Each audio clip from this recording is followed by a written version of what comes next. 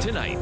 The pressure and stress a plasma donation would put on a donor's heart with this condition would be profound. The family of a woman who died after donating plasma calls for a new investigation. Also tonight. Project Puma resulted in the largest seizure of illicit drugs in Manitoba's history. How many people were charged after a 2-year investigation into a sophisticated criminal network? Plus. And so what we wanted to do was create a beautiful space. Art is healing. We'll show you the incredible artwork ready to transform rooms at Children's Hospital.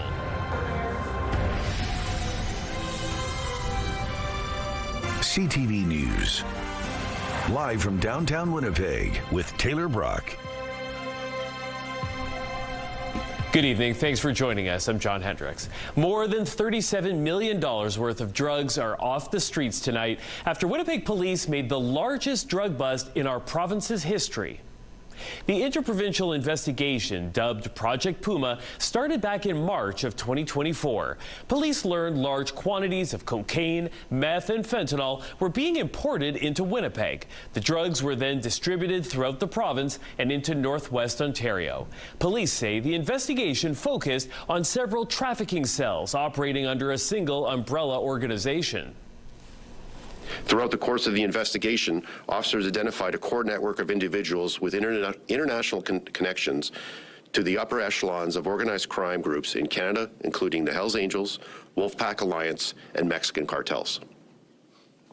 The organization exerted significant influence over the distribution of illicit drugs across Manitoba and other provinces.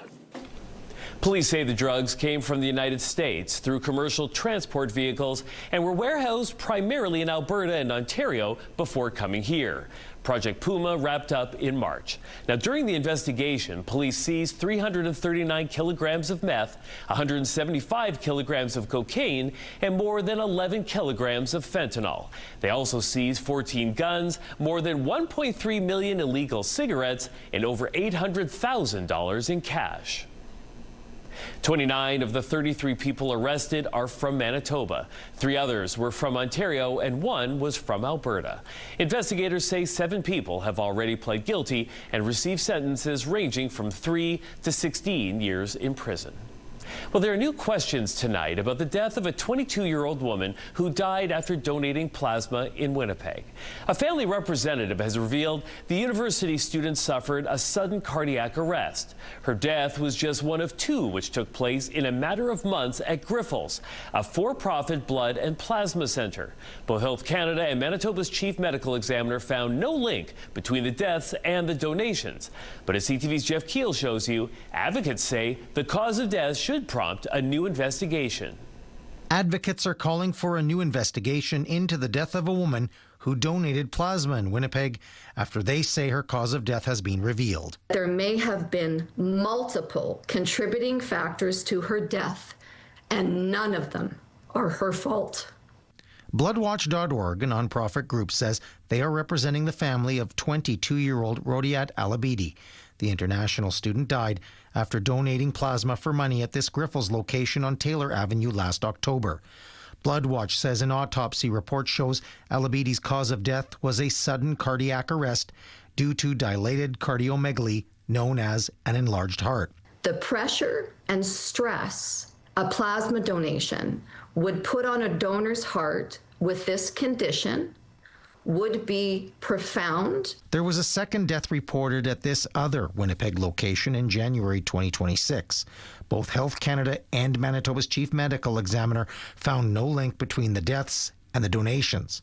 But the advocates claim there are discrepancies in reporting, and because of the manner of death, there should be a new probe and a federal inquiry. We want to see an independent and fulsome investigation into all the deaths connected to paid plasma in Manitoba. In a statement, a Grifols spokesperson tells CTV News all assessments show no link to the donation process.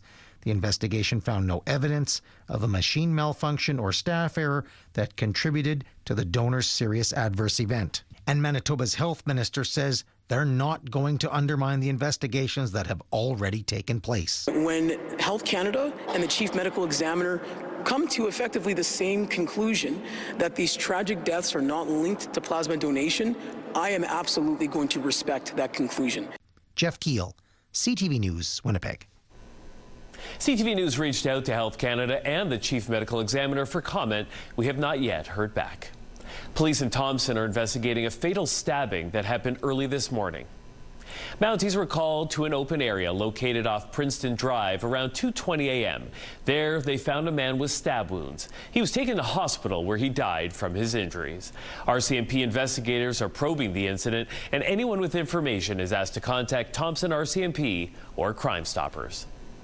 Well, if you have a strong opinion on daylight saving time, the province wants to hear from you. It's launching a survey to help determine whether to end the practice of changing clocks twice a year. They are changing here in Manitoba, and we might stop changing our time. But which way should we go? The survey asks whether Manitobans want to have year-round standard time, daylight time, or just simply stick with the current system. Currently, the time moves 1 hour forward to daylight saving time in March and 1 hour back in November to standard time. Last month, the Premier said Manitoba is potentially eyeing the end of seasonal time changes. The move would bring Manitoba in line with other prairie provinces. The survey also includes a report on the health impacts of the time change. It can be filled out online at engagemb.ca. Canadian artists are helping transform patient rooms at HSC Children's Hospital. And so what we wanted to do was create a beautiful space. Art is healing. In January, the Children's Hospital Foundation put out a call for artists to create nature-themed art pieces for kindergarten to grade 5, the Childhood Cancer, Blood Disorders and Transplant Ward. It's part of an art pilot project to help young patients, many of whom spend significant periods of time in the ward receiving care, and it helps them feel more at home in the space. With the ward currently under renovation, staffers realized there was a unique opportunity to do something special. Now, out of the 165 artist submissions, 20 have officially been selected. Some of the names include Annie Beach, Arnold Siswitkoya, and Ashlyn Anderson Williams. So what we did was really do a Manitoba theme. We have 70 inpatient rooms, and we're starting with the top floor. So this represents largely northern Manitoba. We also have children that come from Nunavut and northwestern Ontario. And so this is going to also just be a home away from home for some of those families. The selected artists represent diverse cultural backgrounds, including Indigenous, BIPOC, disability communities, and Manitoba's LGBTQ2S+. The hospital hopes to have the art up by the end of September. And time now for our first check on the weather. And as you can tell, it is quite windy, but not that bad in terms of the temperature. It's 13 degrees and cloudy. The barometer is falling. Humidity is at 52%. Now, overnight, it's going to get a little bit cooler, 10 degrees. And as you see, there's a strong chance of showers and possibly thunderstorms. Your wake-up weather, 11 degrees and a chance of showers. I've waited 4 years for this moment. No. Third time's the charm? Why multi-time mayoral candidate Don Woodstock says he's the right person for the job.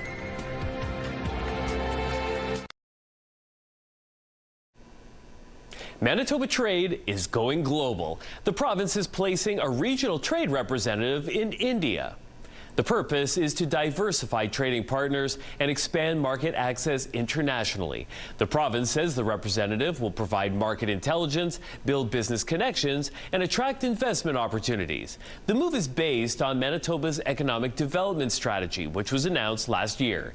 It focuses on building a competitive economy and reducing over-reliance on the U.S. market. A familiar mayoral candidate is tossing his hat in the ring once again. I've waited 4 years for this moment. Don Woodstock officially registered this morning as a candidate in Winnipeg's mayor's race. He's a familiar face on the civic campaign trail, having run for mayor previously in 2018 and in 2022. Woodstock is campaigning on 8 main issues, including safety, homelessness, and Winnipeg transit. He says he's the right person to fix transit because he's the only candidate with experience as a bus operator. It's an easy thing to talk. Very easy to talk about what you're going to do for transit, but unless you know, based on actual experience, everything that you're saying is literally amount to nonsense. 5 others have registered as mayoral candidates. The deadline to do so is September 22nd. Election Day, Wednesday, October 28th. The City of Winnipeg wants you to weigh in on climate change and its impact on our community. The city says the chance of extreme weather events is increasing, and there's a growing need to cut pollution and use less energy. This is why the city says it's updating its climate action plan, and it wants your help. It's launched an online survey to learn how residents are affected by the changing climate, as well as what it needs to do to lower emissions and protect the community and its infrastructure. You can fill out the survey on the city's website until June 28th. Well, we're getting a look at the experiences of Manitoba's LGBTQ community from a first-of-its-kind study. The Rainbow Resource Centre developed 2 online surveys with Probe Research, which were conducted between February and November of last year. The results show personal connections are powerful drivers of acceptance, with half of respondents saying they are or love someone who is queer. The biggest difference is on protection and funding. Nearly all queer respondents believe rights should be protected by strong laws, while only 7 in 10 Manitobans agree. And only half of the general population say government should fund queer communities. Support was highest among those with a community connection. Rainbow Resource Centre plans to release further results in the coming months. There's a new plan for a historic building in Brandon. They're pretty monumental in the Brandon scene. Blackbird Housing has purchased the Mackenzie Seeds building along with its neighbor for $3.25 million. The plan is to create 130 residential units, each with sensors to detect falls and heart rate monitors, along with health care, support services, and common space intended for seniors. The $20 million project is a partnership between Blackbird and several technology companies, which are developing systems to help with the construction, including laser scanning. What they do is create like a digital twin of the buildings to within millimeters of accuracy. So from there, we can, check the structural integrity of the building. That'll help with engineering reports. Blackbird's president says the buildings have already been gutted during past projects that fell through. So much of the artifacts from Mackenzie Seeds is already gone. The exceptions are a spiral staircase to the clock and a concrete seed bin on the 7th floor, which is too difficult to move. Now, while there's no timeline for completion yet, Blackbird hopes to begin construction on the project by the end of the year. It looked like there had been a monster truck rally on our property. Delivering heartache, how an Amazon truck destroyed a couple's lawn and their quest for compensation. And we'll have your complete Skywatch forecast when we return.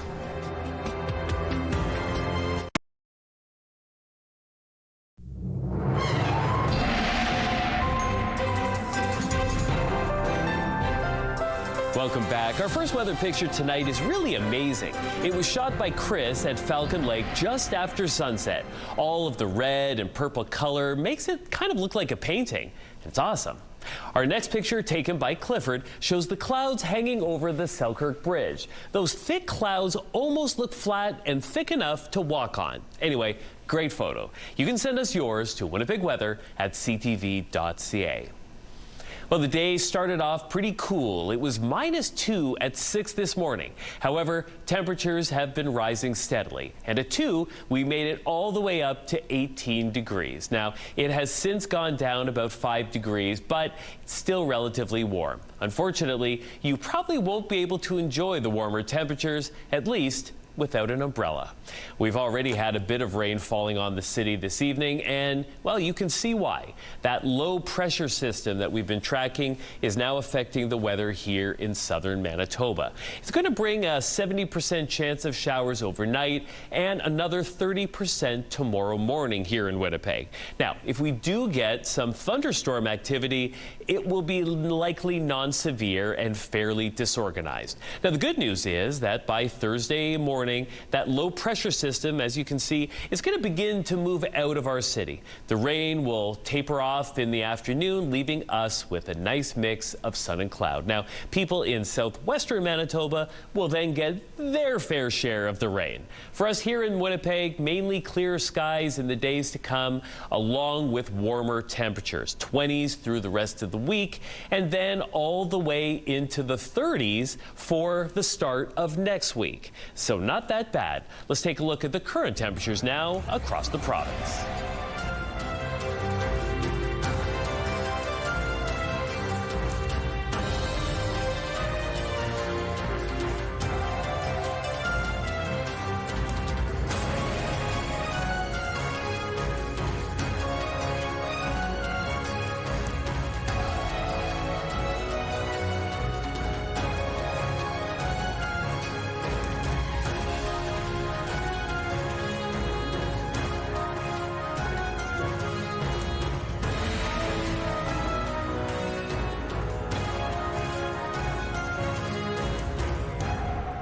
Shopping online and having packages delivered is part of our lives now. Amazon ships more than 1 million packages in Canada each day. Most arrive at your door without any problems. But what happens if you have a delivery that goes off track? Here's CTV's Pat Foran.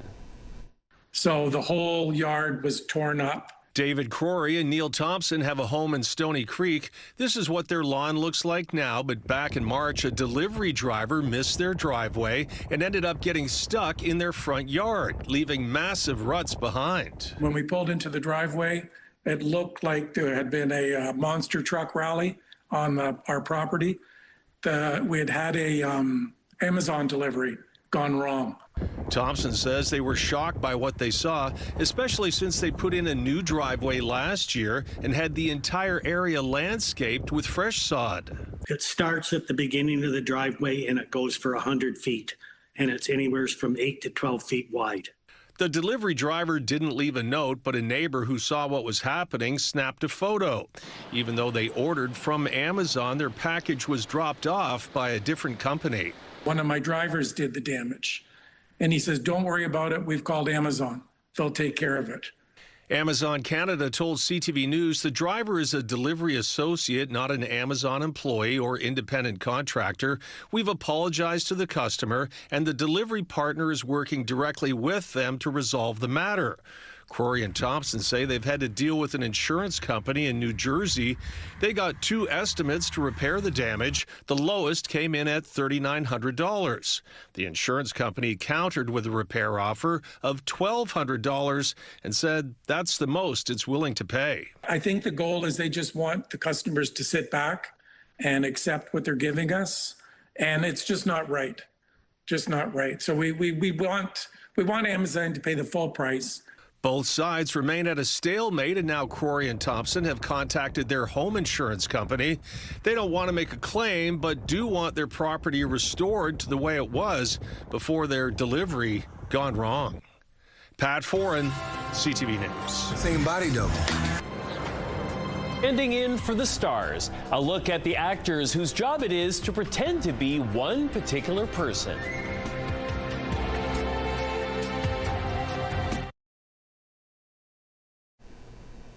One of the top athletes on the planet is giving people a behind-the-scenes look at a part of Hollywood that most never get to see.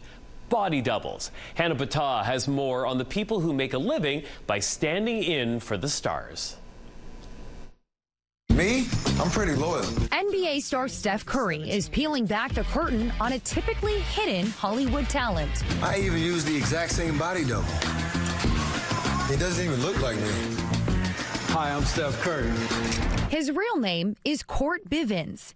He's the Steph Curry you think you're seeing in all these shots. And he's been doubling as the NBA star for more than a decade. Here we go. A body double on set would basically act like the person. They'll wear all their clothes, have the same makeup, hairstyle. And then they also put me in situations too that, of course, they're not going to put the franchise player in. They've almost drowned me before on set. I've almost fallen off a building before. Steph Curry shared a behind-the-scenes look at stand-in life with his body double,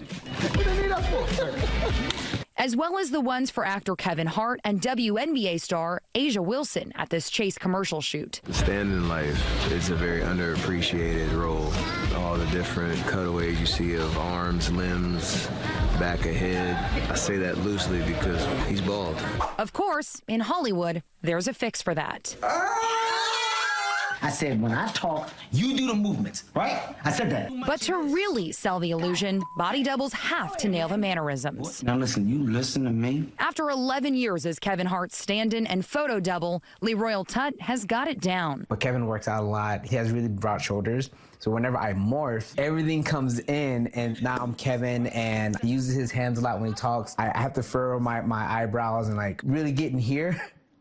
And the moment I do this, how am I use it in the edit if you don't do what I do? That's when it kind of locks in. Hannah Battah, ABC News, New York. An eye surgeon in Victoria discovered how much more there was to see when he picked up a new kind of lens. As CTV's Adam Sawatsky shows you, he's on a search for beauty in unexpected places. Well, Angus MacDonald is searching for something specific. Oh my God, look at that mess over there. He pauses his hunt to take a picture of what many might dismiss as junk. Yeah, I know it's junk, but that's the beauty. Beauty in the junk? Sure. Sure, there are interesting shapes and textures and colors, but Angus is also seeing something else. I mean, there's 1,000 cars over there. Each has a story. After Angus wonders how each driver's life might be unfolding, he reveals his life began being out of focus. I couldn't see it, total blur. So you can imagine how young Angus must have felt to get his first camera and figure out how to use its lenses to capture the world around him with not just creativity, but clarity. To take a picture and then see it, and that's probably led me into ophthalmology. For decades, Angus worked as a successful eye surgeon, running a prestigious practice. Constantly on the go. And then at some point I said, is this all there is? Well, Angus answered that question by picking up a camera again and found there was so much more. Sort of pull back a little bit from the freneticism of our normal world and just be in the moment. Now, this has become a daily meditation of sorts, using his camera to get out of his head and feel something in his heart. All of a sudden, oh God, look at that little thing. Now there's a story here. A story about how something so delicate can demonstrate so much strength. The little flowers, courage to grow through the rock. A story Angus is constantly searching to tell with his camera because it's so perennially inspiring. Against all odds, you can do it. Just like a boy with blurry vision can grow up to be a doctor who restores sight, before becoming a photographer who focuses on the beauty we're often too busy to see. Beautiful things everywhere. If you just step back, take a breath, and look. That is cool over there. I'm going to go photograph that thing. Let's go. Adam Sawatsky, CTV News. An epic fail. Why a Cybertruck owner was surprised when it couldn't handle all this water. And we'll have your 7-day Skywatch forecast next.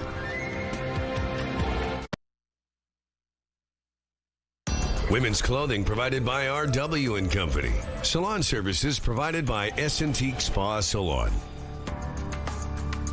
Going to have to deal with a little bit of rain overnight and possibly into Thursday morning, but after that, mainly sunny skies and very warm temperatures. In Texas, a man intentionally drove his Tesla Cybertruck into a lake, hoping to test out one of the vehicle's features. Well, police say it was a botched attempt to try out the electric vehicle's wade mode off-road feature. But that function is strictly meant for shallow creeks or rivers, not deep lakes. Officers arrived to find the vehicle partially submerged near the shoreline. The driver was arrested and charged, and fire crews had to be called in to help remove the Cybertruck from the water. Probably not a good idea. That's going to do it for us. For another look at tonight's stories, visit us online at ctvnewswinnipeg.ca. Thanks for watching and good night.